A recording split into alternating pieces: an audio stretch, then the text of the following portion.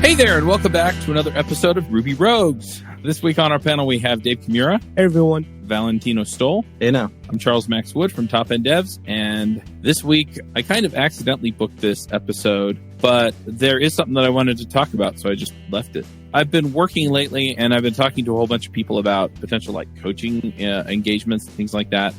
A lot of people are looking for ways to advance their careers, whether they're juniors trying to prove that they've got the chops to be mid-level or seniors.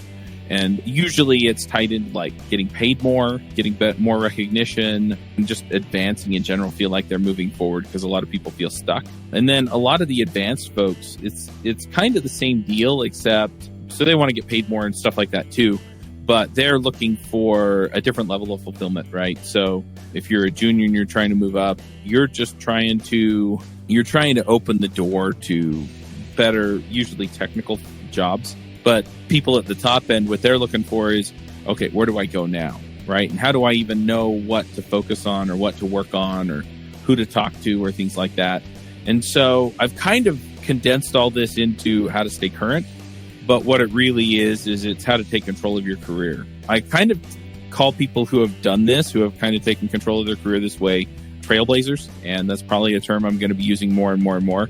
But being a trailblazer developer, and I feel like to a certain degree, Dave's done this with Drifting Ruby and some of the other things that he's involved in. Valentino just being on the show and some of the initiatives that we've talked about that you've been involved in at Doximity. And you seem pretty confident that, you're where you want to be. And so for me, it's down to that, right? We see John working on Ship Lane and he's kind of charting his own course. And what I find is that a lot of that winds up being built on the back of the people you've gotten to know, the skills you've built, and your ability to kind of stay up on what's going on in the industry. And so anyway, so that's what we're talking about. And just in full disclosure, I'm actually doing a pre-sale on a course that I'm putting together that'll walk you through this process. And I'm basically giving it away in the pre-sale and adding some stuff on because I want feedback from people who are going through it. And I want to give people a chance to really nail it, get some testimonials and stuff. And then I'll probably up it from there. But if you go to topenddevs.com, I'll put a link in the show notes. It's easier because rather than trying to read out a URL. But if you go there, it's going to be $47. And basically the plan is to go 10 weeks. I'll drop a lesson every week.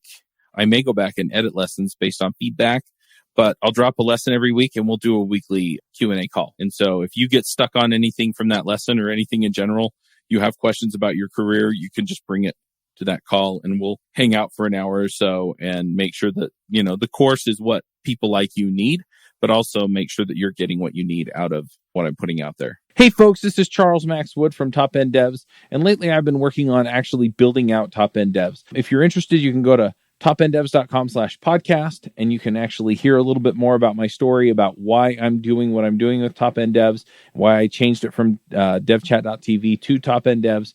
But what I really want to get into is that I have decided that I'm going to build the platform that I always wished I had with devchat.tv, and I renamed it to Top End Devs because I want to give you the resources that are going to help you to build the career that you want, right? So whether you want to be an influencer in tech, whether you want to go and just max out your salary and then go live a lifestyle with your family, your friends, or just traveling the world or whatever, I want to give you the resources that are going to help you do that. We're going to have career and leadership resources in there, and we're going to be giving you content on a regular basis to help you level up and max out your career. So go check it out at topenddevs.com. If you sign up before my birthday, that's December 14th. If you sign up before my birthday, you can get 50% off the lifetime of your subscription. Once again, that's topenddevs.com. So that's kind of it. I'm a little curious for both of you as we dive into this, though. What do you do to put yourself in the position you want to be in with your career, with work, with the community, have opportunities come to you, and be able to kind of end up where you want to end up? Yeah, it's tough because I think everyone's going to be in their own situation, and they're going to have their own circumstances, especially around their home life and what they have going on, where their priorities are. And essentially, I think that a career is an important part of life because the society we live in, you need money. In order to get money, you need to work for it or inherit it. I'm not lucky enough to inherit it, so I have to work for it. And so the choices that I make will ultimately affect my work career. So do I want to just show up for work, do what's been asked, leave work, and then do whatever I want with my free time? And there's nothing wrong with that.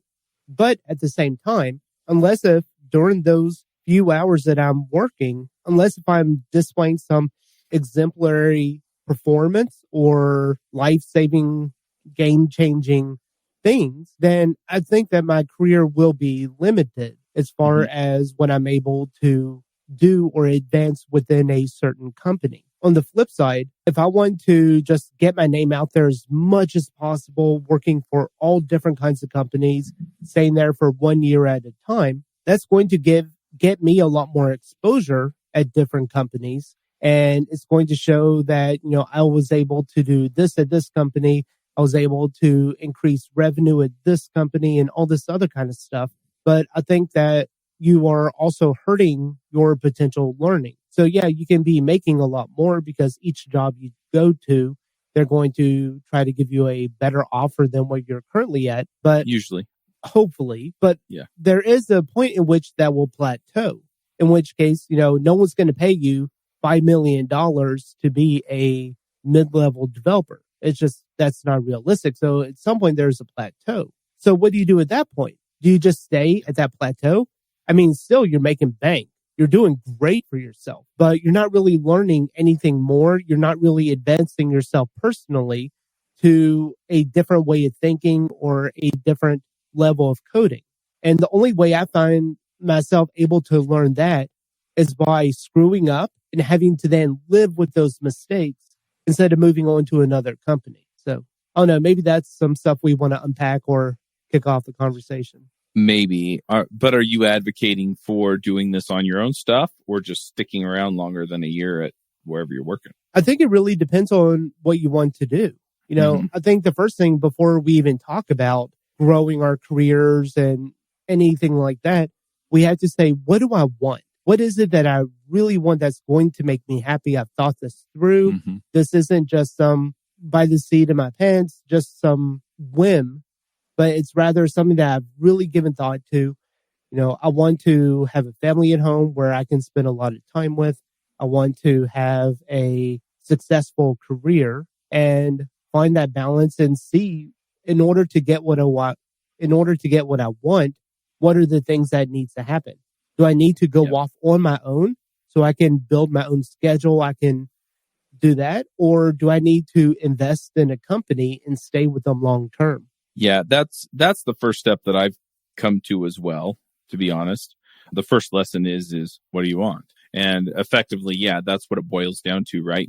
And what I'm talking about is, to a certain degree, there are two parts to that. I mean, one of them is, what do I want in the short term, right? I want to get paid more, right? We're going through inflation and stuff like that. And without getting too politically involved in all of that, right? Stuff costs more. And so, do I need to get paid more? Do I want better benefits? Do I short-term pain that I'm going to solve? And then, yeah, the longer term is, what do I want my career to look like, right? Do I want to be an influencer, or do I want to be the go-to expert at the company I work at, right? And then I'm happy to do that. I want to work at a startup where I'm a co-founder, or I want to work at a big company that's just going to take care of me. And, and none of these are wrong.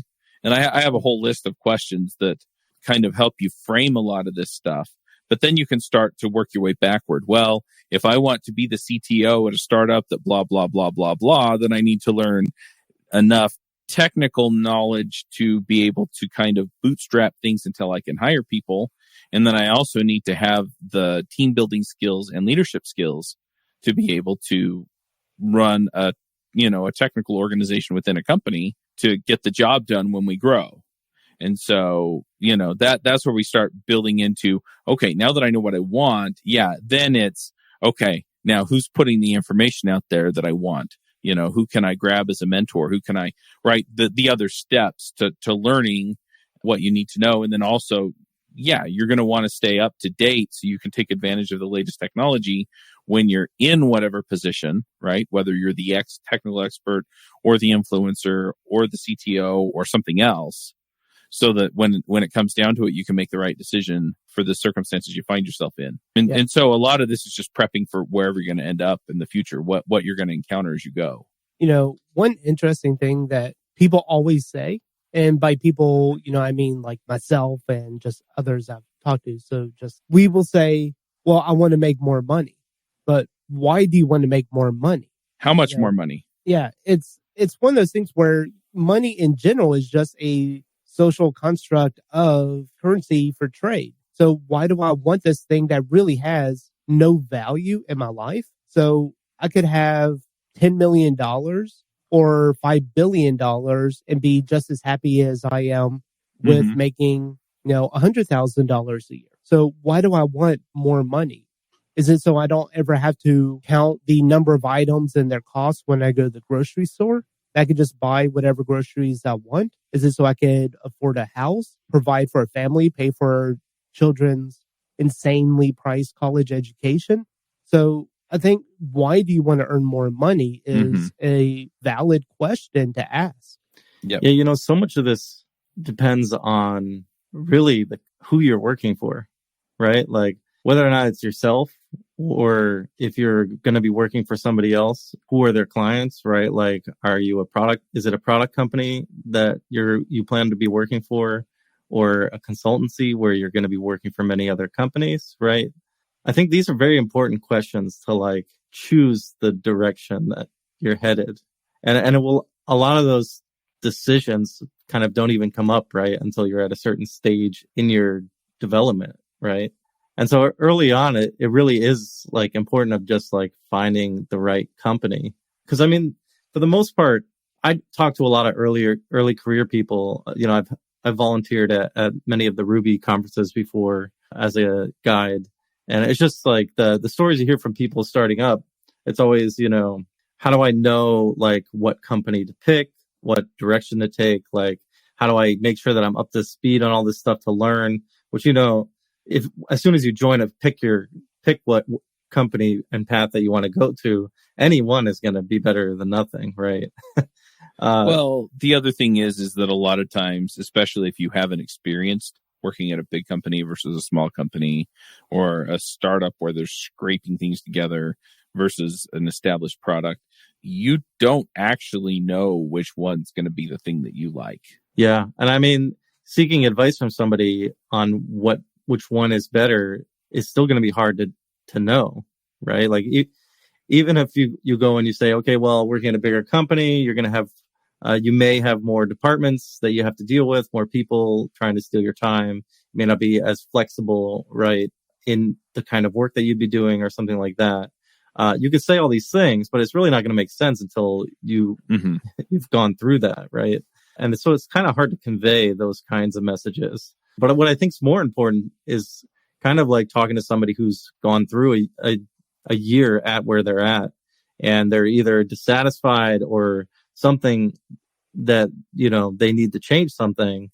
Sometimes it's, not necessarily a good idea to move or change directions. Maybe there's just something that is not clear in that moment in your life, right? And that's kind of where we're getting at now, right? Is how do you pick that path that's right for you when there are so many possibilities, right? Do you want to create your own content? Do you should if you have enough money, like you were talking about, Dave, where you can take the risk and start up your own thing, is that even something you want to do, right? So how did you guys decide to take the path you're on, right? Dave, what made you decide, I'm going to create Drifting Ruby? It may take some pain in my life. This is cool. I'm having fun. What decisions and factors went through your mind to make that decision? So I'll first say that when I was younger, and younger meaning when I was in my early 20s, there was a guy that I worked with at a engineering company. They did mechanical, civil, structural engineering, and I was hired on as their system administrator. So I was responsible for all their networks and stuff. And one of the EE guys that I got really in close contact with, we became buddies. He was older, by a magnitude of, 40 years old or so. and he had 2 kids at home and a wife. I was single. I wasn't married, no kids. And so I got into programming at that point in time. And one thing I just could not understand, he was obviously not happy at his job. He didn't like working there. He wanted to do his own thing. And so I said, well, why don't you just go do it? And now, being older with 4 kids, I realize exactly what he was going through. It's because he was the sole provider for his family. He was the only person that was bringing in income. So all of that weight was on his shoulders. No, bad choice. It was a choice that they made as a family, as a husband and wife. They made that choice, and that's okay. But he was at a point in his life where the risk was way too great to move jobs. That unless if he was forced to move on, that if he was out of work, it's not just affecting him. He's just not going to get his car repossessed or his home taken away. It's going to affect his spouse, his children. And so the risk was way too great for them. And I understand that now. And it's stressful knowing that if I make a mistake at work or if I do something, then that could have lasting consequences on my family. And so I would say if you are young without any significant attachments, no children, you don't have that high level of responsibility. And it could be other things for you, if you're not into children, if you're not, going down that road. But if you don't have any significant responsibilities, then who cares what job you get? Just try it out. If a company is hiring you as a junior dev, just give it a shot. You have nothing to lose. So, I don't know everyone's situation, especially in other countries in the United States. I think we have a certain level of access to jobs, especially with remote work, that it's not a big deal if you try out different jobs. And if you find something that you like or you mesh well, then stick there, write it out, learn a lot from your mistakes. But for me, I do have a day job that I work, the whole 9 to 5, but then I also do Drift and Ruby on the side. And I would love to do Drift and Ruby full time and really devote all my resources to that. However, the risk is way too great. Unless if I am making a comfortable percentage above, just because it's not a steady income, I have 4 kids and a wife. It's too big of a risk for me to just do that on my own. But the reason why I did initially start it is because that is my end goal. I want to be my own boss, my own employer. I want to be able to take a vacation and not have to worry about oh no, I'm going to be away for 2 weeks. My boss is going to get really mad at me. Instead, I could just double up several weeks, have episodes recorded and prepared to release on schedule, and then take as much time off as I want. So that's my ultimate goal that I'm working towards. And there is a dollar number in which, we will reach that threshold to where I can focus on it full time. We're not there yet, but ultimately that's my 5-year plan. So let's talk about how does somebody get involved in pursuing that next step, right? So that's your kind of goal, Dave. It seems like you want to be doing drifting Ruby full time, right? So the first thing maybe is you've already created this thing that you want to do, right? You've already made that path. It makes me think of other people in the Ruby community too, right? Gemma Isroff, right? That she started writing about the memory allocator in Ruby and how the garbage collection works. And she focused on that and wrote a book. And ultimately, I feel like it helped pave a way for her current role at Shopify, right? Where she's working on a core team that's committed to, committing to Ruby. And she has that knowledge that she's gained from paving that path for herself. And similar with Nate Berkespec too, right? It seems like they have he took on Puma as an example and kind of created this go-to performance company, right? And has specialized in performance in Ruby and subsequently Rails, right? And, Dave, with your screencasts, right? You've kind of picked a niche at a specific thing where, that kind of seems to be the parallel where something is created in a niche that you're creating content for. And that's great. And unfortunately, as for all of you that I've mentioned, it takes money to back that. trajectory where every one of you has like worked in some capacity for a larger organization to hopefully get to the end result, right? And I feel like for a large part of that path, it's going to be for everyone, right? Is you're going to ultimately have to decide to work for an organization that's going to help support you in that path to your future. That, hopefully you've disclosed that, right, to your company that you're working for, that is an ultimate goal. And hopefully the organization will help support you in getting there, right? And I feel like that's been true for, Nate, for you, for Gemma, and for a lot of other people I follow in the Ruby community. And it kind of seems like that's something set up in the Ruby community, is that ecosystem of like pursuing your own future and kind of going against the grind, as it were, of major, huge company where a lot of that personal pursuit might be lost. And so I'm kind of grateful to be in the Ruby community for that reason. For myself, I don't have enough focus to do that for myself. I just am interested in too many different things at once to focus on one thing for too long. But I totally commend you for following that. But I guess what I'm getting at is like, what is like something that you see similar like this in the past that can help decide what to focus on, right? Like, cause that ultimately is the biggest thing. Like for me, myself, I have a problem focusing, right? And so like, I'm into hardware sometimes. So I'll write about Ruby doing hardware stuff, right? But I just can't find the focus or attention, or I don't know what it is, right? But I can't find that thing that I just be like, okay, this is what I want to do, right? Like, what do you guys like is something that you've latched onto and been like, okay, this is what I want? Well, I mean, you're kind of hitting on the next piece, so to speak, of what we talk about here, right? Because a lot of people, they'll get that idea, right? I want to be a major open source developer or this or that, right? And they don't see the path, right? Dave, I feel like, is kind of in a lot of ways inventing the path. I mean, there are people that did it. Ryan Bates did it with Railscast Pro, and he had a whole bunch of people paying him money, right? And so, yeah, it's okay. Well, what are the steps? What are the next stages that I need to go through? And then what do I need to learn? Usually it boils down to a handful of questions. It's what do I need to learn or know? Who do I need to hire? And who do I need to get to know? Right. So you brought up Nate, right? On Puma, right? I mean, how long did he contribute to Puma and other projects before he finally got a break and was kind of the Puma guy, right? I don't know Gemma, but I'm assuming again that she built relationships. She did a bunch of legwork to figure out how, Ruby worked.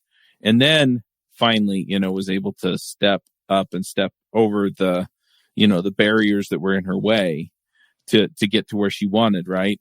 And it's the same thing with Dave, right? I mean, I hope Ruby Rogues has helped people find Drifting Ruby. We don't talk about it nearly as much as I think we probably ought to push people that direction. But, it's the same kind of thing. It's, who can be out there championing your stuff, right?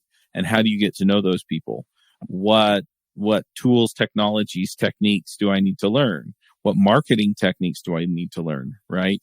And so that's where the rest of this breaks down is, okay, so I've got this end goal out here, right? I've got this idea, right?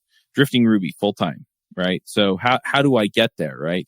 And I mean, on paper, it's relatively simple, right? It's just a number, right? I have so many people paying me, and that means I make so much every month, and that's enough to pay the bills. And so I can go to my employer and I can say, I really appreciate everything, but I'm going to go do this other thing. And so, yeah. So who are those folks, right? What do I learn?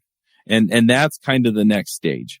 So, and I push people because Dave, you also said you have a 5-year plan, but then I like to break it down. What do I need to do over the next 3 months, right? How do I knock that out so that I'm making the kind of progress I need to make toward my goal, right? And so it could be, I need to learn these marketing things, or I know that this thing's coming out that I need to be on top of for my videos. So you go learn those over the next 3 months, right? And you feel like that'll attract enough people in. So that's kind of the next stage, and just walking people through that process. There's a book out there called The 12-Week Year that I have adopted a lot of stuff out of for that. But yeah, I feel like it's really down to consistency, right? It's just consistency and not spending your time on things that aren't going to move the needle for you. And then the rest of it is because you're not spending time on the things that aren't going to move the needle for you. In other words, figuring out what those next steps are and then doing them, right? Then you get eventually to that point where things pay off for you. I don't know if this is something you plan on covering in your course or not, Chuck, but I was just thinking about this as you were talking. So a lot of this is kind of growing the career. But I think it's also important to talk about what not to do to tank your career, because, that can essentially set you back a long time. And just to share a story around this, and hopefully this will tie back and make sense. I worked on a product that I greenfielded, and it was for a company, and I built it out. I was the initial sole developer, and then we ended up building a team around it. Our company got acquired, and the new employer had no intention of building out that product. Instead, they only wanted the clients and then to convert them over to their product. Mm-hmm. Nothing wrong with that. But my reaction to that situation could have had negatively impacted my career, because this was a product that I spent initially, when we were first building it out, 16 hours a day, 7 days a week for 6 months. I was up and doing this around the clock. I only stopped to eat and sleep. It damaged my marriage, and we had 2 kids at the time. And so it was something that I had invested a lot into. And when I got the news that this product is dead, we're just going to copy the clients off and move them off. If I was emotionally invested in that product, then I could have said the wrong things and lost my job or whatever the situation. I was passionate about the product all throughout its heyday. And even when it was getting sunsetted, I was passionate about the product. And even to the point where the technologies that we created within there, I helped share into their product that they were transitioning people over to. But if I was emotional about that product, if I had emotional ties to it, which it's really hard to have that separation, I would have said something really dumb to the wrong person, and it would have probably costed me my job. So and I know that's kind of a touchy subject about don't get emotional about this or that. But ultimately, and this ties back to the beginning, what we were talking about, what is your goal? Is your goal to prove a point that you really care about this product? Or is your goal to advance your career? Now, which reaction that you take is going to help contribute to that goal? And even though you're really upset that a company is doing you wrong like this, or you think that they are, is that reaction going to help your personal goal or not? And if it's not going to help advance your goal, then you need to think twice before you act, because ultimately, you're ultimately going to hurt yourself, and it's not worth it. Because the company doesn't give a crap. If you want to get upset, if you want to lash out, rage quit, or whatever, they don't give a crap. Ultimately, you are hurting yourself, and you have to ask yourself, is it worth it before you do whatever action?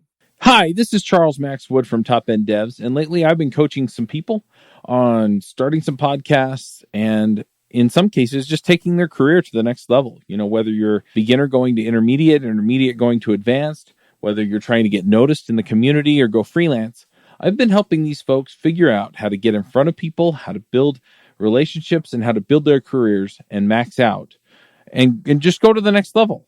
So if you're interested in talking to me and having me help you go to the next level, go to topenddevs.com/coaching. I will give you a 1-hour free session where we can figure out what you're trying to do, where you're trying to go, and figure out what the next steps are. And then from there, we can figure out how to get you to the place you want to go. So once again, that's topenddevs.com/coaching. It's interesting that you brought the example that you did, because most of the things you're going to do that are going to be negatively impactful to your career are down to the people and the way that you talk to them or treat them, right? So, if you came and you raised the concern, hey, look, we've got a bunch of people on this product and it really, makes a difference and blah, blah, blah. And you're reasonable about it. And they come back and they say, well, we're going to move all the features over to this other product and we're going to move all the customers over too. and you make the case for why you think that is or isn't a good idea, and they make the case for why they're going to do it anyway, you're not going to get fired. But if you go in there and you blow your wad because you're emotionally compromised, right?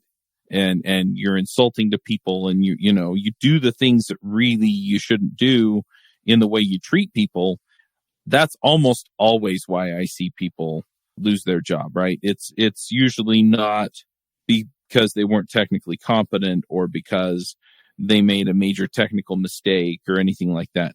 Usually it's because they did something that caused somebody else in the organization to react to the way that they were behaving. And so, yeah, there are definitely detrimental things that people can do.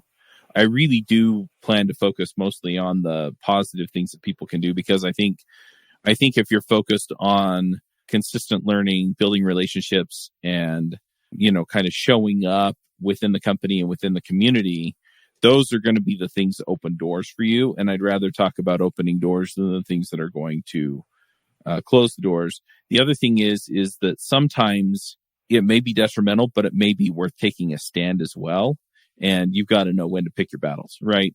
So, for example, and again, I'm not going to make a value judgment on this, but I know a lot of people that lost their jobs because they wouldn't get the COVID-19 vaccine, right? And, you can argue whether they're right or wrong. I'm not interested in that. But a lot of people felt like they were in the right. That was the right thing to do, to take a stand, because they felt one way or the other that the vaccine, whatever.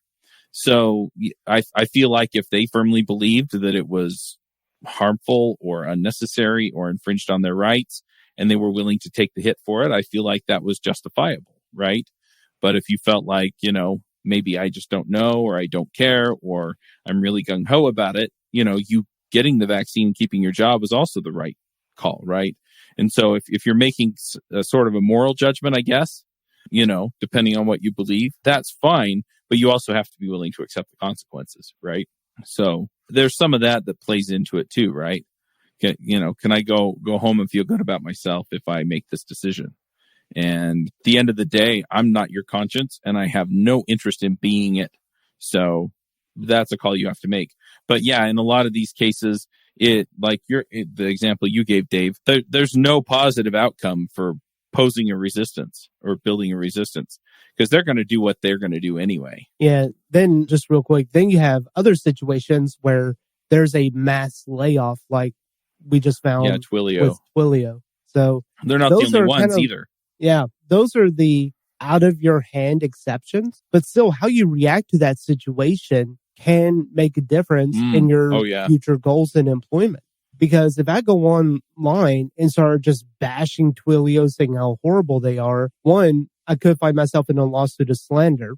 But then two, would a new employer who is reading my social media, what would they think about that?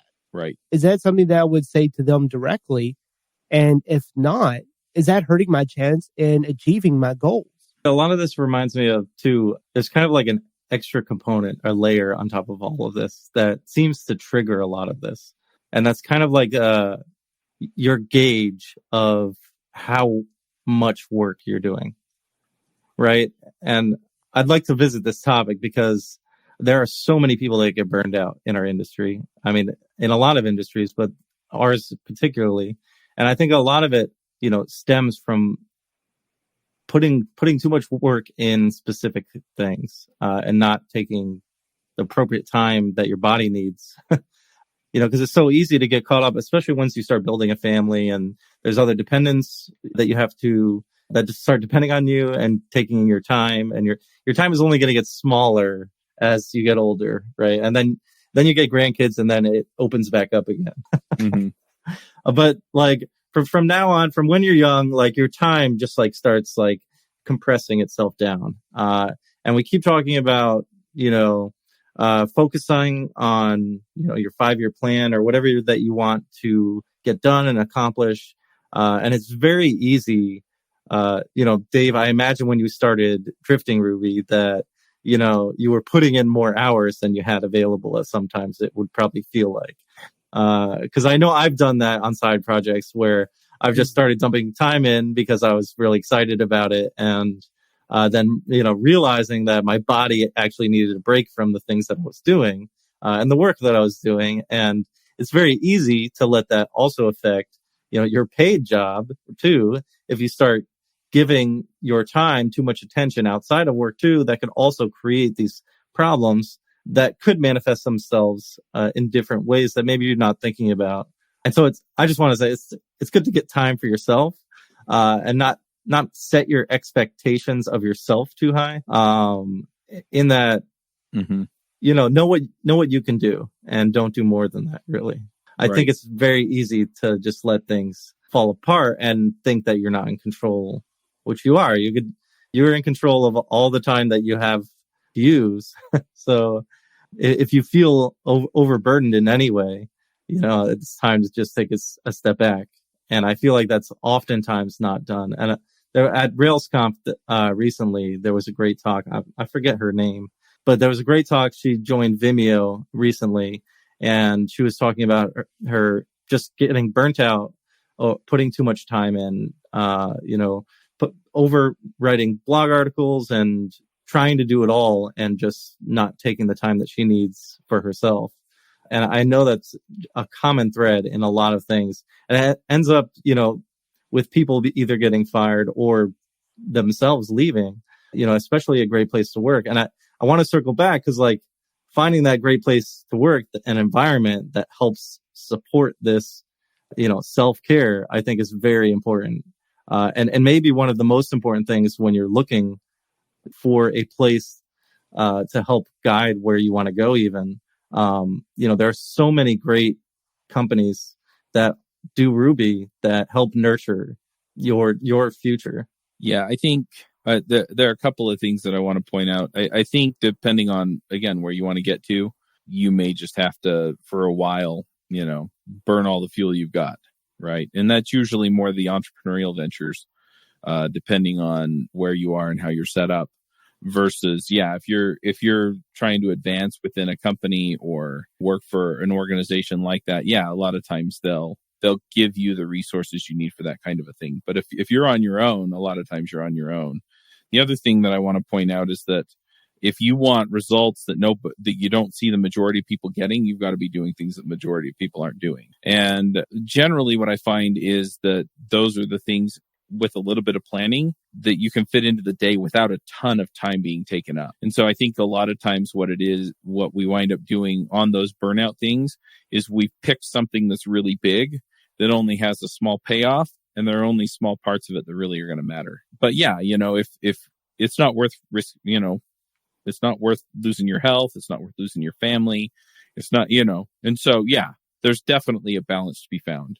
But what I find is that a lot of people will look at something, it'll feel hard or uncomfortable, and then they'll find excuses not to do it. And I worry that somebody's going to say, well, this puts me out of balance, where in reality, if they do it, it's going to pay off for them. And so I think there's a balance there. And I think everybody has to evaluate where that's at.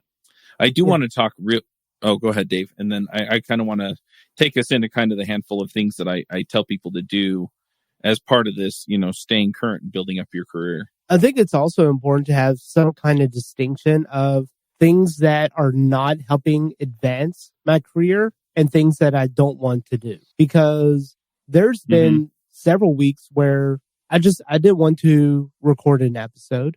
I didn't want to edit it and publish it and do research that week. So been there. I mean, it takes a lot of effort and time. I probably spend 15 hours a week, 20 hours a week just on episode prep, doing research and then recording, editing, and publishing. I do it late at night when the kids are asleep, when the wife is asleep.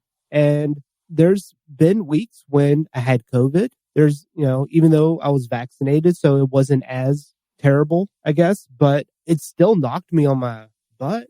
It wasn't easy. And there were, I still recorded episodes and, my voice was a little bit groggy. I had to re-record several times because I either coughed or whatever. And I didn't want to record. And if I go on vacation or something, I can't record because I don't have my equipment and that kind of stuff. So I have to plan ahead. And then, I'll say I really don't want to do 2 or 3 episode recordings this week so I can take some time off next week or the week following. But those are things that I just don't want to do, but I still have committed to do. And it's stuff where once it's done, I can look back and say, yeah, that wasn't too bad. Maybe I was sick this week and stuff, and that sucks. But it feels better to have kept to my commitment than to break my commitment and slack off, or not even slack off, just not do it that week. Yep, absolutely. And I think, that kind of comes back to, what I've been talking about with a lot of this stuff is it is that consistency, right? It's constantly delivering for yourself and for the people that you're committed to serve. So there are a few things that I tell people to do as part of this process. So once you know where you want to end up, then it's okay, what do I need to do? Who do I need to be in order to have that? Right. And one of the things that I tell people to do on a regular basis is just learn something new. Right. And I tell people that you can do this in 10 minutes every day. Right. You see a lot of these folks out there that they seem to just, have this instinctive knowledge for, how this goes together, how that works or whatever. And what it really usually is born out of is a consistent learning regimen of some kind. Now, in order to know what to learn, right, because we're talking about how to stay current, there are a couple of tricks that I have for this. We're going to run out of time before I go through everything that we should do, but you can sign up for the course. I'll walk you all through it. But one of the major things that I've done is I use a program called Feedly. We can count that as a pick. So what Feedly does is it allows you to subscribe to specific things. You can subscribe to RSS feeds. By the way, podcasting, if you listen to a podcast, it's all delivered through RSS feeds. Okay. I think most people understand what it is. If not, it's an XML file that lists stuff, content. So a lot of blogs out there have them. If somebody's on Medium, they have it. Podcasts have them. YouTube channels have them. They don't publish it, right? There's no RSS button on the YouTube website. But if you put in the YouTube channel, Feedly and some of the other ones can pick it up. GitHub repos have them. And so, a lot of the things that you're going to want to kind of stay current on, you can do, right? And so for me, what I find is that if I spend some time picking up, hey, for example, today at work, I was trying to figure out why this API wasn't working. And somebody's like, well, why don't you just put the stuff into Postman and make it work? Well, I've only used Postman to get auth credentials, right? An auth key. I haven't actually used it to actually hit an API, which is what it's designed for. And so, that might be something on my radar. It's not new technology. It's not something that I have to stay up on, but it's something that's going to pay off, right? And so I usually spend 2 or 3 of my days every week where I learn something new, learning something that I need to know now or soon. And then the rest of it is other stuff, right? So, but that stuff that you're trying to stay current on, what I do in Feedly is I have a board or a list and I just star stuff and put it on the list. And then the next day when I'm going to learn something, I'll go read the blog post or I'll go watch the video or whatever. And that really does put me in a position where a lot of this stuff, pays off, right? So I can subscribe on GitHub to releases on the Rails repo, right? And so if they release a new release candidate or, a new beta or whatever, or an alpha version, and that's something that I want to go play with, right? It'll notify me. And so I can just work through that list and see what's going on. But a lot of times the other thing is that some of the things that I need to learn are not going to be those kind of technical skills where I can go read a blog post or whatever. And so the other thing that I've done is, like, if it's leadership skills or interpersonal skills or things like that, there are a lot of books and courses and things like that you can go pick up on. And so a lot of times it's well-established stuff. I'm not staying current. I'm learning skills that I need to learn in order to become, rather than learn how to do the things, the person that I need to be to qualify for whatever it is, right? Because when you're hiring a senior dev, you're not just hiring somebody that has tech skills. You're hiring somebody that has tech skills that can work together with the people on the team, can take the lead when they need to, and can, generally push things forward. And so, if you're hiring a dev evangelist, right, they need to be able to speak, they need to be able to teach, they need to be able to write. And so depending on where you want to end up, some of these other skills are probably going to play in as well. And so that's the approach that I use. And yeah, I use Feedly. And then if I run into something that I can't really, consistently pull into Feedly, then a lot of times I'll just set up a Trello board and I'll just stick it in, or I'll see if there's a way to add a link to that board without subscribing to an RSS feed that gave it to me in the first place. But that gives me the result I want. And then the other piece of this, because it's not just learning, but a lot of times it's how you learn it. I benefit a lot from having people explain stuff to me, right? That's why I love podcasts. And so I have people start a blog or a podcast or a YouTube channel or something so that they can consistently put this stuff out. But then the flip side is that if I want to learn a thing and I want somebody to explain to me how to do it, then a lot of times I'll invite them on a podcast, right?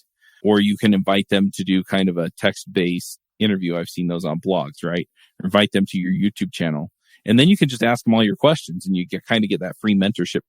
And that's another means to doing that. The other thing is it demonstrates that you are involved in the community. You've got relationships with people that matter and that you know the things that people need to know, so that if the opportunity that I need isn't where I'm at, the people who have that opportunity are the people that I'm either meeting through my content, or they're going to be able to see my content and know that I'm the right person. And a lot of times that just short circuits a whole bunch of things and opens a whole bunch of doors for me. It's funny that you mentioned some of that, because I recently started doing a podcast series, a video coverage of This Week in Rails newsletter. Mm-hmm.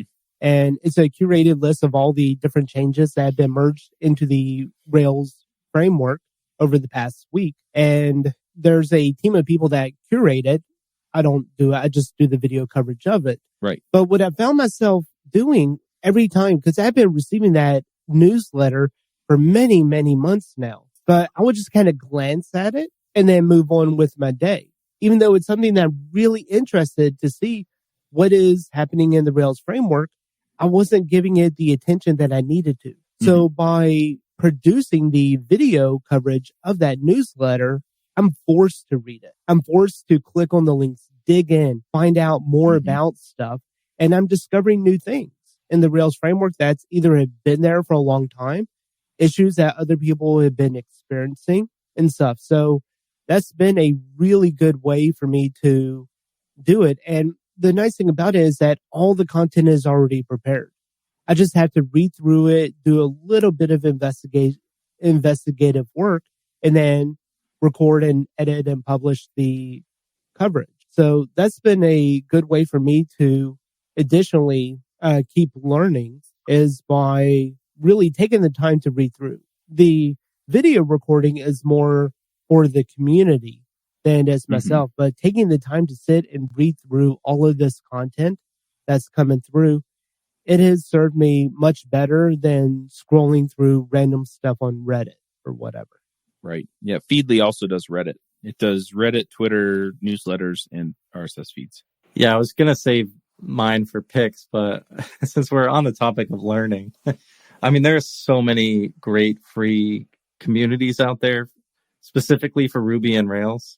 And Joe Mazzolotti, who runs Rails Devs, and if you're not familiar with Rails Devs, it's a great site to get, recruiters to look at you and kind of build your credibility in the, recruitment process. But he has a great list of open Discord servers and Slack servers that are out there, and mailing lists that, are all very inviting to the Ruby and Rails community, and just great resources. And that is a great way to even, aside from going to conferences, which is, I would say, that hands down the number one thing you can do to put yourself out there and to meet other, even just to see what other companies are out there that might be worth looking at, right?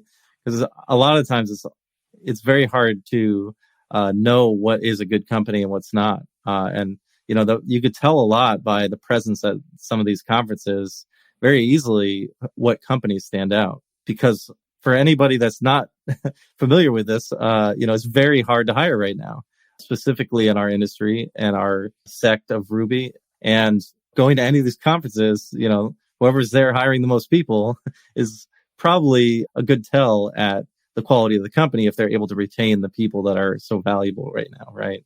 But just side note, to really just diving into the community and adding on to your learning through what other people are sharing, their other processes. I'm in a Ruby on Rails link Slack channel often, and just exploring around and seeing what people are posting. And, people post their problems and people contribute and say, oh, I've had that problem, or, they might post to some obscure Rails issue that's been out for 5 years, but so low volume that, you'd never come across it by searching, because it would never come up in a search. Because how do you search for a specific bug that has like a weird chain of dependencies, right? So, I mean, joining these communities, you can just learn so much without having to pick something even, right? You could just be like, oh, like somebody posted this issue they're having. What is that, right? Like, it might not even be an issue that you're having, but like seeing what other people are working on and the issues that they're facing, you can sometimes just unfurl a whole section of learning that you didn't even know that you would be interested in, right? Yeah, I just want to pile onto that. And I've told this story before, but I'm going to tell it again. And by the way, meetups are another great way, right? If you can't travel, the online conferences are just not at a good time. You can go watch the talks, but the magic's in talking to people. So the very first conference I went to, brand new Rails developer. In fact, I think I was just about to be hired for my first full-time developer job. I was working QA at another company, and I went to the conference because I wanted to meet people and see what was going on there. And so I walk in and I sit down, and there's this huge guy sitting in the seat, just, kind of on the other side of the aisle, white hair, big white beard. And I just look at him and I start talking to him. And at the time, I'd been exploring testing Rails and testing Ruby. And so I just looked at him and I said, and so we got talking, and, it's like, so I have a question, right? People keep talking about mocking in tests, right? And, I just don't understand the difference between stubs and mocks and how they're used and all that stuff. And so he explained it to me, right? He just looked at me and smiled and explained it to me. And, we talked for like 45 minutes because I was really early for the conference. It was single track conference, it was Mountain West Ruby conference. And then when it got, when it started, somebody sat down next to him, and I figured out that this guy was kind of a big deal. And it was the late Jim Wyrick that I was sitting next to, right? And, just explained the whole thing to me. And I had no idea. I had no idea who he was, no idea, that people really looked up to him. I had no idea he had written FlexMock, which was a mocking and stubbing library, right? But it's that kind of thing. It's those kinds of interactions, right? And Jim and I got to be pretty good friends, all the Ruby events, I'd wind up going to lunch or dinner with him at least once or twice. But, and if I ever had questions, I could just email him or, some of the other Ruby folks that I met through him. And there's just so much good that comes out of that, right? Or you might wind up going to the meetups and meeting some senior folks there that maybe aren't well known, but still can offer you kind of that understanding of what's next in your career path. The other thing, though, is that, and this is fun to do at a bunch of these conferences and stuff, is just talk to people about what they're using, right? It's like, hey, I'm building a side project and I want to try something different for auth. What are you using, right? And so you may find out that, 90% of them are using Devise, and the other handful of people are using Auth0 or OmniAuth or whatever, right? And so it's like, oh, well, how does that work? And what are the trade-offs? And do you like it? And stuff like that. There's just so much power to it. I can't even tell you what, just talking to people. And I'd love to, I've talked to a bunch of people that I used to talk to people and be like, well, there's no meetup near me. And so we'd get on meetup.com and we'd put in their zip code. And if they were in the US, at least, or most of Europe, there was one within a half hour of them, right? Even if they weren't in a major city. And nowadays, after COVID, a lot of those aren't running anymore. So I'm not seeing that as much. I'd love to get an online meetup set up like that. And what I've been looking at doing is setting it up so that they're like basically open virtual tables. So you can sit down at the virtual table and turn your camera on and talk to people. But yeah, there's so much that comes out of those conversations that happen more naturally than they do over Slack. The Atlanta Ruby users group has been online for the past couple of years. So we've stopped meeting in person, and we've been doing it online, and it has attracted a following of non-Atlanta, Georgia native people. So check there out. I visit there every month. Yeah. But the other thing is that I found is that having those relationships opens doors too, right? It's not just the ideas you get from people. It's also hey, you seem like a person I'd like to work with, or my friend's company's hiring and they really need somebody and you seem like the kind of person that they could use, right? And so, when it is time to move, I got a bunch of contracts too as a freelancer from relationships like that I got from meetups and conferences. So anyway, so those are kind of the biggies, right? Is doing all those things. And there are approaches to each of those, right? To watching videos or working through courses or listening to podcasts to make sure that you're getting the most out of them. And, that's what I intend to cover in the course. I just don't have time to cover it right here, right now. But, so just walk you through, okay, what do you want? All right, what's the short-term goal? And then, how do you hit all these places to make the difference, right? And if you spend a half hour to an hour a day on this, and then, make it out to a meetup or a conference on a periodic basis, you're doing pretty good. And you should be able to stay up on things and be able to put yourself in the position you want to be. And then, don't be afraid to venture into some of the other content out there for like business people and influencers and stuff, if that's going to open those doors up for you, if you want to go in a different way other than kind of climbing the ladder within a company or within multiple companies. And that's kind of the gist of what I've been telling people and coaching people on for the last few months, is just, those kinds of things. Right.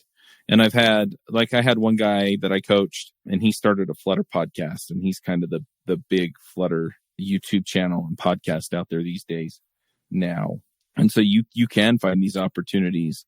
I've coached other people that just wound up getting basically a promotion and a raise at work because they did a handful of things that demonstrated that they were overqualified for what they were being paid in the position they were in. And at the same time helped whoever it was that was making these decisions, who was probably just busy, right? Most of the time people aren't trying to hold you down. They're just busy, but gave them the opportunity to demonstrate to the people that made these decisions to give them the promotions. When I've talked to other people through, coached them through going freelance or finding more clients as a freelancer. And, these things work for all of those scenarios, right? I've coached people through, kind of making the connections so they could write a book, right? Because a lot of times part of it's about your writing ability, and part of it's about, can you get in front of the editor for the whatever series at whatever publisher? And so a lot of this just breaks down to, who do I need to know? What do I need to know? And how do I show people that I've got it? And so that's what I'm pushing for. So anyway, I'll put a link to the course in the show notes. But if not, I hope this helped people just kind of get inspired to, go out and blaze your own trail. Or if you're going to stay on the same general trail that people stay on, just realize that you're not stuck where you are, that you can climb out of wherever you're at if you take the initiative and go own it. Hey folks, if you love this podcast and would like to support the show, or if you wish you could listen without the sponsorship messages, then you're in luck. We're setting up new premium podcast feeds where you can get all of the episodes released after Christmas 2020 without the ads. Signing up will help us pay for editing and production, and you can go sign up at devchat.tv/premium. All right, let's do picks. Valentino, you have some picks? I've got quite a few that was just sparked from our conversations here. The first one, is probably the most relevant, is Brandon Weaver over at Gusto. He started a brand new Ruby Learning Center. It's basically a Discord center or Discord server that walks through a bunch of known published Ruby and Rails Ruby related books that are out there. It seems to be a fantastic resource. So if you are interested in specifically Ruby, diving in to some more, more content that's out there, it's a great place to check out. The second one is Rails Devs that I mentioned. It's called the reverse job board for Ruby. Definitely worth checking out if you are interested. And the last one I have is a product Doximity makes here called Roundsy, and it's a great way to just set up a link, and it rotates a video chat. So if you have a group that you want to just quickly make a rotating group of people that randomly get put together. It's a great way to do that. We use it for our offsites all the time to help just meet new people. And I use it at conferences all the time virtually. And it's a great way to just, hang out with new people and kind of get a limited time with them. Cool. All right. I'll throw out my picks. So I was playing games with some friends of mine the other day, and we played a game called Iron Gauge or Irish Gauge. And Irish Gauge is a train game. So if you played like Ticket to Ride, and you build train lines, and you get bonuses for connecting cities. Irish Gauge is the same thing. It's in Ireland. The difference is that you get points for like finishing train lines and, the length of your train lines. In Irish Gauge, you are trying to effectively make the most money. And so you can own stock in the different train lines. And then when anybody calls for dividends, you get paid out according to the number of cities the train line connects to. I think the length of the train line plays in as no, it doesn't. It's just the cities. And so you're trying to connect to as many cities as possible. And so you can either build trains, you can auction stock, but if you auction stock, you have to be able to buy the stock at its face value in order to auction it. Somebody may still outbid you, but you have to be able to buy it if nobody else wants it. I'm trying to remember. You can build trains, you can call for dividends, you can auction stock, or you can upgrade cities. And then when you call for dividends, what happens is you have a bag full of little cubes, and you pull out 3 cubes, and the colors of the cubes determine which cities pay out. And so anyway, it's pretty cool. It's pretty simple. The instructions for it are 1 page front and back, right? It doesn't have a big, thick manual. It's a 2.36 on Board Game Geek out of 5 for weight. Most casual games hit about 2. So, and most of the complexity is do I want to call for dividends, or do I want to build my train line into the next city? Right. And, when we played, I wound up buying the same train stock as another guy. Right. And so we built out one train line, and then we built out the other train line together. Right. So he took his turn, built, I took my turn and built. Right. So we got to a lot of cities that way. Doesn't always work out that way. And when we were done, then I owned a different train stock than he did. So then I was focused on that one, and he was focused on the other one. Do I call for dividends if it's going to give so-and-so more money than me because I'm competing with them over this other train line stock, right? Because you get paid out proportional to the number of stocks you own versus everybody else. So anyway, it was really fun, really, really fun. And so I'm going to pick it. They have a couple of other games that are kind of spin-offs and I guess more complex than that. I haven't played them. So my buddy had them. I don't remember what they were called, but yeah, you can go check out Irish Gauge. That's where I'd start. And then if you like it, you can go pick up the other ones. But it's pretty fun. The friend of mine that I played it with, he's part owner in a game store. And so he had played it at the store and then bought it and came home with it. So then what else am I going to pick?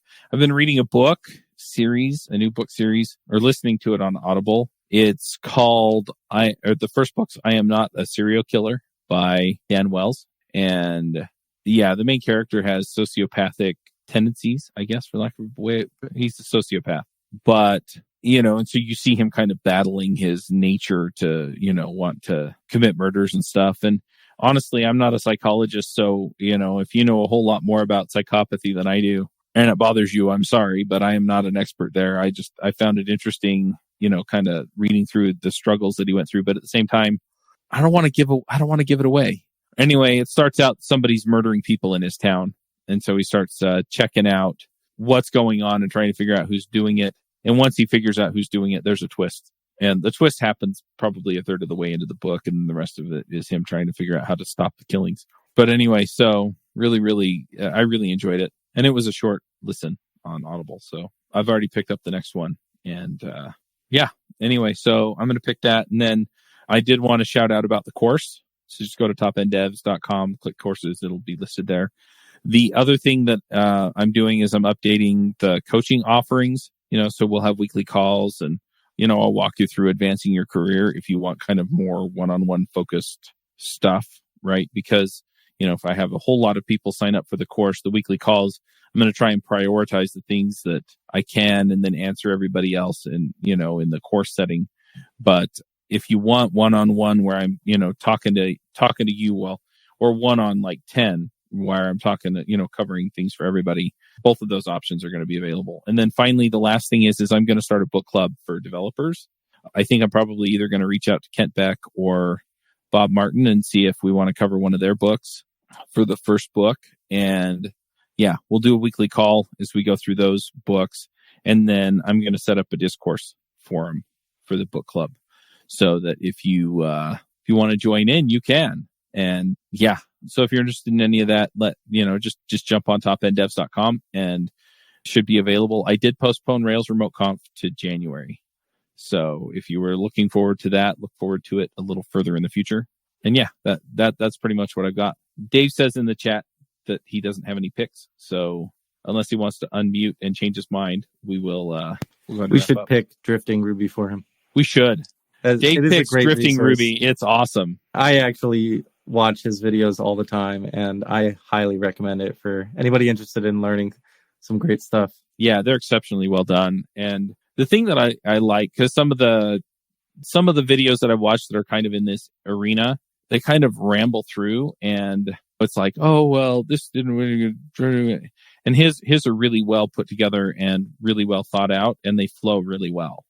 And at the same time, they also explain well what you're trying to learn. So you kind of get the best of all worlds, where it's not this rambling video, but it is complete. So anyway, yeah, definitely go check it out. It's not that expensive either. That's the other great thing. So, all right, well, let's go ahead and wrap it up. This was a great conversation. Enjoyed it. Yeah, it was a lot of fun. And I mean, just keep learning. Yeah, I mean, that's the thing, is it's not rocket science. If you set that long-term plan, and then it's like, you know what, I've been working toward being a technical co-founder, and I just figured out that is not the path for me. You probably still learned a ton of stuff that you can use somewhere else. And so just be consistent. Just keep moving. Bandwidth for this segment is provided by CacheFly, the world's fastest CDN. Until next time, Deliver folks, your max content out. fast with CacheFly. Visit CACHEFLY.com to learn more.